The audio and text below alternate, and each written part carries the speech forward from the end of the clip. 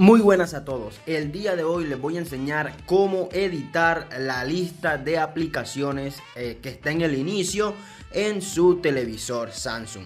Lo primero que tendremos que hacer es ir a donde están las apps, aquí al ladito, estas que están aquí, le vamos a dar ahí y vamos a bajar y ahí te va a decir aplicaciones descargadas.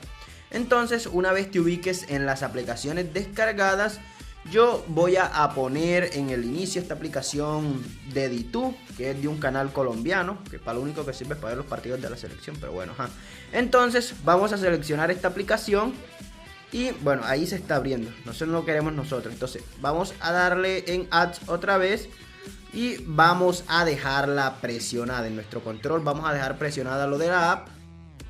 Y aquí va a decir agregar al inicio. Cuando digo dejar presionada es el botón del medio, o sea, el botón de su televisor, dejarla presionada por unos 5 segundos. Entonces ahí te va a decir agregar al inicio. Entonces nosotros la vamos a agregar al inicio. Y aquí, como pueden ver, ya la podemos pasar. Ponerla por aquí en algún lado. Ya la voy a cambiar a ponerla aquí. Y listo. Entonces, si quiero quitar otra porque pues no la utilizo, entonces igual la dejo seleccionada por unos minutos, por unos 5 segundos, perdón. Y vamos a darle en quitar. Y quitar.